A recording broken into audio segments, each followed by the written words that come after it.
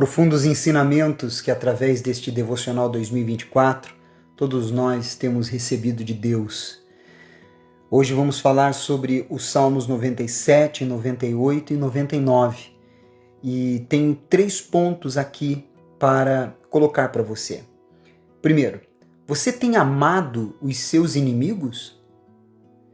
A salvação está clamando e o significado de escabelo.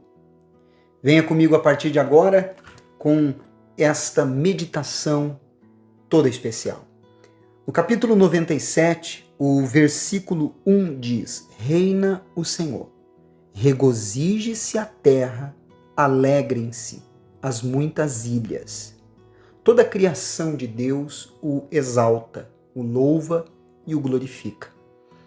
O ser humano que tem o seu poder de escolha e decisão, então, muitas ocasiões, traz para si a glória, ao invés de colocá-la diante de Deus.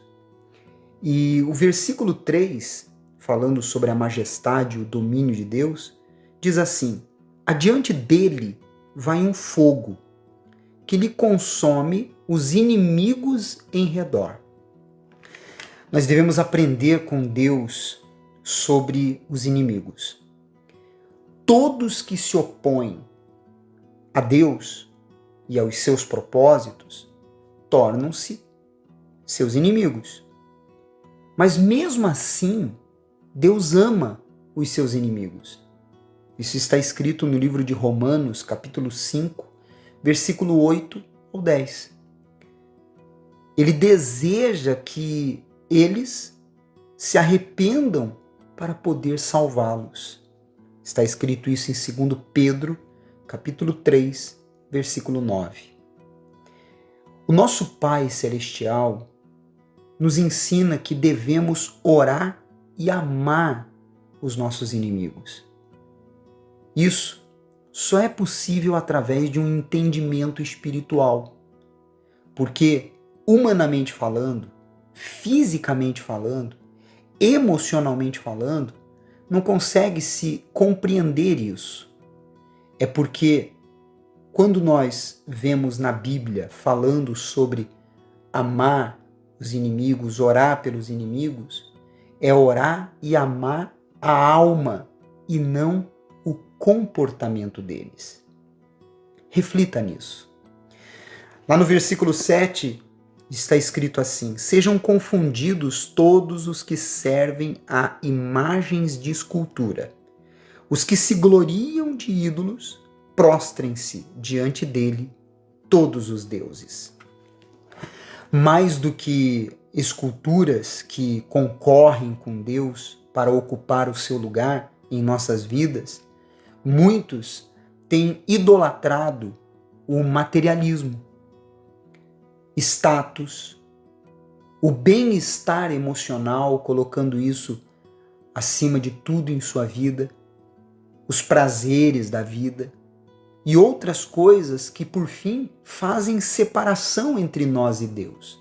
Quando a pessoa vive em prol disso, ela se torna uma pessoa obcecada por isso.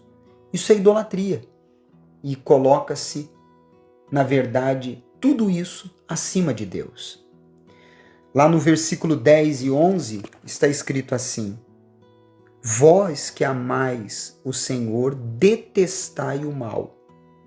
Ele guarda a alma dos seus santos, livra-os da mão dos ímpios.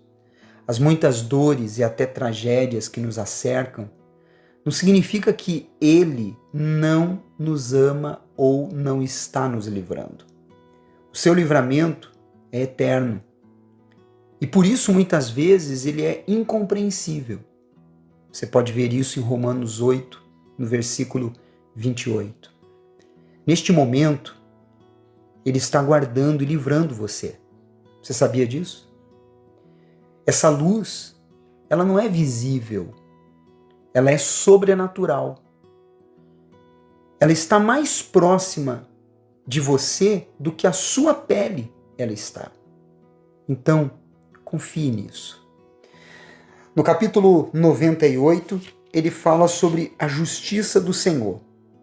Versículo 2 e 3 diz assim: O Senhor fez notória a sua salvação, manifestou a sua justiça perante os olhos das nações.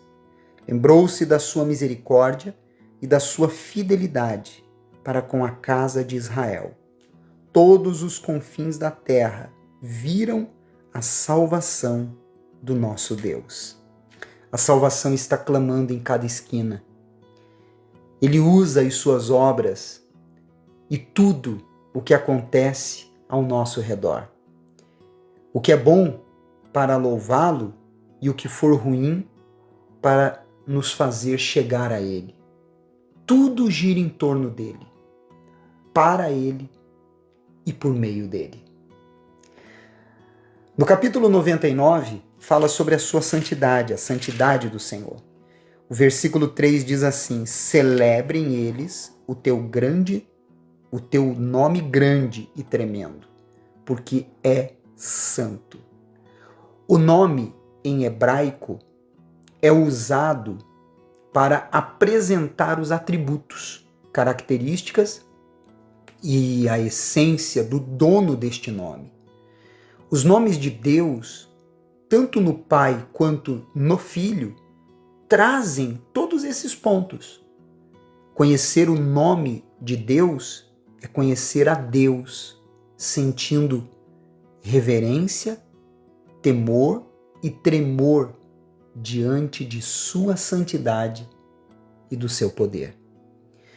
Lá no versículo 5, ele nos fala sobre o escabelo.